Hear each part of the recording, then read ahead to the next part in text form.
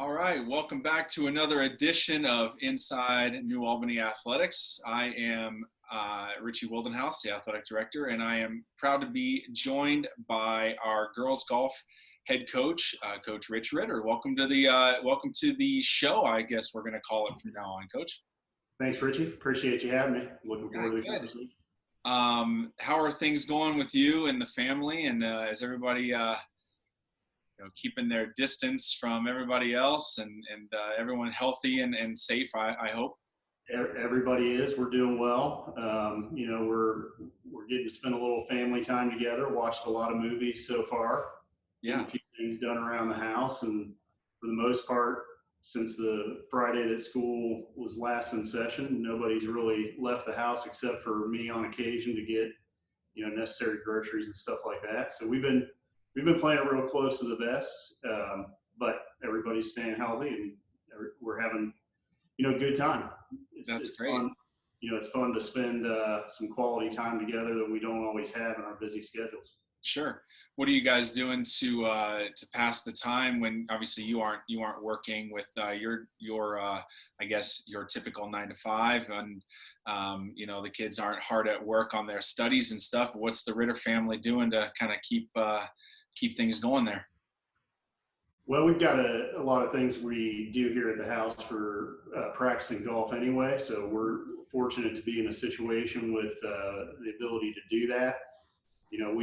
I've kind of joked since this has started back a couple of years ago, we would go out to the dome on East Broad and practice. And when that thing shut down, it forced us to create some situations where we can practice here at home. And so we're pretty well prepared to be able to continue to do a lot of the things that we would do in the off season anyway. So Sure. we're definitely still at it in terms of golf practice and trying to prepare for the season that obviously now is going to start a lot later than we originally anticipated.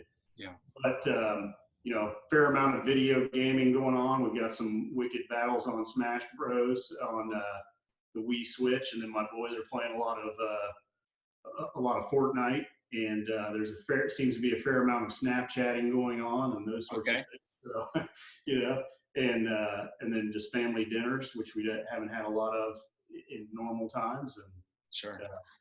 movie nights on a regular basis now. So it's all good. It sounds good. It sounds a lot like the Wildenhouse household with the electronics and the movies and all that kind of stuff. So we've done movie nights just about every night and acquainting my kids with some older movies and different genres that they otherwise wouldn't so much be interested in. But they're finding out that there's life outside of their little bubble that they've created in their heads. So for those that don't know who you are or don't know much about you, why don't you just tell us a little bit about yourself? You mentioned your family and that kind of thing, but just give everybody a sense of who Coach Ritter is and a little bit about your background. Yeah, I mean, so professionally, I'm not a teacher. I have a company over in Westerville that's called Retirement Plans Inc. And we do support a lot of companies around town with their 401k plans mainly. So it's been a busy time trying to help people deal with the reality of what's going on in the market on that front. But outside of my passion for helping people prepare for their retirement, golf and sports is a big passion of mine and of our family in general.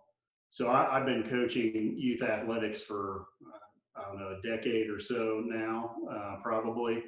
And I've also run the local U.S. Kids Tour for golf, which is really kind of the young kids' entry point into tournament golf. It's for golfers that are from age 5 to 14. And so, that I played golf in college myself up at Ohio Wesleyan. And that's been my way to kind of stay engaged in the game competitively is really through youth golf and led to my interest in what was going on with kids in our communities. And then I, at one point, helped some of the girls that are now in our high school program kind of come together in a club type of setting outside of school in their middle school years and just kind of transition from there into coaching golf at the high school level. Sure. Yeah. So obviously being our head girls golf coach, you've mentioned, your kids playing golf as well. And so tell everyone a little bit about how you balance, the line between being coach and then having, your daughter on the team, and how do you balance the roles of coach and dad, and then obviously when you're not coaching your kids and when you're just out there watching them compete, you've got your boys that compete as well. What do you like as a sport dad? Hopefully I'm good as a sports dad. It's a big challenge. There's no doubt about it. It's harder, I think, coaching my kids than it is other kids. Um, I don't know if that's just the expectation of your own children, knowing what you've seen that they're capable of, but it tests your patience, I think, a lot of times. But I think I've done it pretty successfully over time. And in golf, it's a little bit unique because even at a young age, if you go play soccer, baseball, some other sport, there's usually some other coach. Maybe the parent is involved in that coaching staff, but there's other people involved. In the golf world, they do have their own instructors that teach them swing mechanics. But beyond that, really, it's to me to have been their coach a lot of times anyway. So, I've kind of been at that as helping carry their bag as a caddy at a real young age, or whatever the case may be, for many years. I think it's been pretty successful, and as they've gotten older, and I'm not as maybe intimately involved right up close in the competition, it's actually become quite refreshing. I don't mind getting a little distance from it, Sure. and just kind of sitting back and watching them, out there going at it and trying to do what they can to compete at high levels. Yeah, great. Obviously your teams over the last several years have had tremendous success. I think, looking right behind you at those two, scorecards, Yeah. from the last two state championships.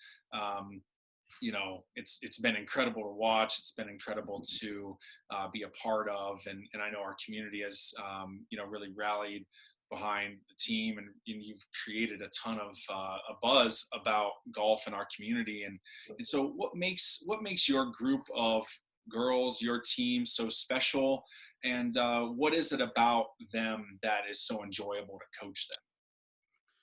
Yeah, I mean, it really is a special group. The things that are unique about them is that really all the girls that have been around our program, especially the last 2 years, have made very significant commitments to the game, many of them at a very young age. Mhm. And so, like the most recent team, and what we'll be looking at this next year, these girls have been competing with and against each other for 5, 6, 7 years easily, and started at very young ages, which has given them a huge advantage at this point.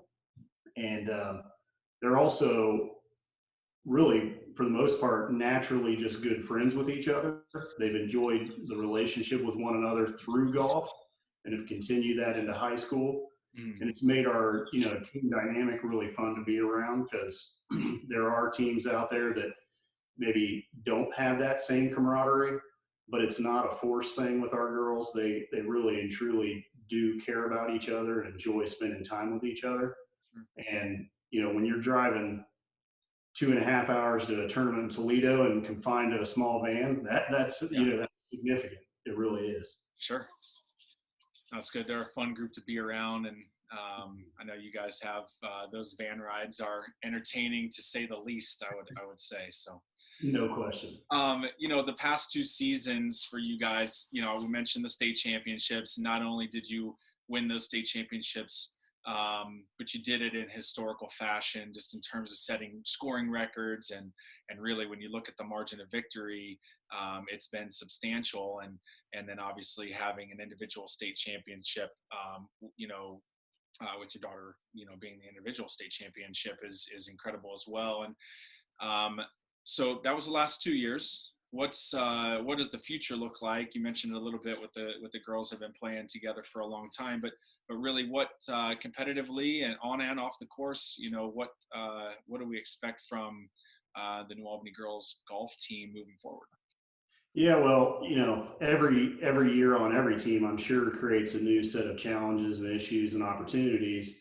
So nothing's certain at this point, but I would say based on how I evaluate the talent level, this team coming up in 2020 has the potential to be better than either of the two preceding teams that have come before it. We return our top four scorers from the state tournament all to the lineup again this year. Um, and we've got some good players that have been at the top of our JV roster here the last couple of years. Mhm. We definitely have an opportunity to step forward and be in that what would be perceived to be vacant fifth or sixth spot potentially in competitions. And then we do have a good eighth grader coming up into high school this fall as well. Mhm. And even beyond that, I think the future is still very bright for this team for the foreseeable future. There are girls in the sixth grade and seventh grade as well who are likely to be very good contributors to the program Yeah, looking down the road here in a couple more years. it's good. So some more excitement coming on the course for the girls. Yeah, we're looking forward to it. Yeah, yeah, I would hope so. I mean, we never even, you mentioned like records and those sorts of things. We never talked at all in terms of what the scores are or what our, overall record would be or wins or losses. We're always trying to figure out ways to help the kids get better at their game. But that's certainly come together nicely at the state tournament the last 2 years for sure. And there's reason for optimism and to think this team is well positioned again this coming year. Um, just thought of this question, you know, and you kind of alluded to, not necessarily the score kind of being something that you guys are totally focused on. I mean, you guys do what many people might not realize is you do a lot of training on the mental side of the game as well. And to date, you and our boys coach Ryan Hozak have been collaborating a little bit on a book study and getting the kids involved with studying the mental side of the game. Just tell a little bit about that and what have you guys been doing on that front? Yeah, we've done a couple of different things the last few winters, but this particular winter, Coach Hosak and I took our kind of a combined group of players from our teams through a discussion of a book called Be a Player, which is um, authored by two ladies that are coaching golf out in Arizona. They've been involved in the Swedish national team, and they've developed this system called Vision 54. It largely was around some of their coaching of Annika Sorenstam and the belief that at some point someone will shoot 54 on the golf course and that is a attainable somewhat vision of a perfect round of golf with a birdie on every hole is the idea. So we spent, I think it was 6 or so sessions together every other week through this winter that fortunately wrapped up right as kind of this whole virus situation was flaring up. But we discussed everything from your pre-shot routine to what are the things that help you be successful mentally on the course and what happens to you both emotionally and from a motivational standpoint uh, during both positives and negatives that happen during the course of a normal round. Mm-hmm. There are no, we have not seen, at least to this point, any perfect rounds of golf where there's nothing negative that happens. And so a lot of it becomes how do you deal with the emotions when those negative situations arise? And do you let that carry over into the next shot and the next hole? Or are you able to move past it and get back to doing what it was that helped you be successful? So we're always trying to bolster the players on short memory and moving on to the next and doing the best you can on that next shot. Oh, that's great stuff. In addition to me getting out and needing a swing doctor, I could use a little bit of that forgetting the previous bad shots mental training as well. Because yeah, I mean, it's difficult. It's probably one of the most difficult parts of the game, I would say. It is, and it's easy to sit and talk about it in a classroom setting like we've done this winter, but it's important because it removes the emotions of the situation and of the shot And then it gives us as a program really a common language to speak when we're coaching kids starting in August, because, then for the most part, they understand when we're talking about different concepts. Okay, we can refer back to that conversation we had this winter, Mhm. and we can start to learn as to what does this mean to us really on the golf course. Well, Coach, those are the serious questions. Sure. Yeah, as people have realized, we'd like to finish it up a little bit with some fun and on a light note. So, a couple questions for you, and this one hasn't been asked yet. So, if you could be any animal in the world, what would you be and why? Yeah, I would probably say a dog, because my dog seems like he has a pretty good life, and Yeah, a fair number of dogs get to go on the golf course and chase geese off. So that seems like it'd be a pretty good deal to me. yeah, that doesn't sound too bad either. So, and what is the funniest thing that has happened to you recently? Funniest to me recently. I would probably put it in the context of the golf team experiences. Some of the funniest things you mentioned to it are on the van rides. Yeah. Uh, I listened to Coach Sikorsky's interview, and he said he's in control of the playlist. I can tell you, I'm very definitely not in control of the playlist in the van. Yeah. And I shared with some people earlier in the fall that we spent 39 hours roughly in the van traveling throughout the state this past season. So that's a lot of music where the girls are in charge. And one of the funnier moments on that was on a late night return to New Albany from Cincinnati. Everybody ended up asleep, and I got to listen to an extended playlist from Post Malone that went on with no interruption. So that was a little much for me, but it was. Oh, that's good stuff. If you could, well, then I don't know. Maybe it is. Maybe the answer to this question is going to be a Post Malone song. I don't know. But if you could choose one song to play every time you walked into a room, what would that song be? No, I think I would steer away from the Post Malone. I can take it for a while, but not for 2 full hours. No, I would probably go with High High Hopes from Panic at the Disco. Right. That kind of encapsulates, that song kind of encapsulates kind of my coaching philosophy and my approach to the team. And I think it's pretty fitting. That's good stuff. Well, Coach, anything you would like to say to your team or to our New Albany community before we sign off here?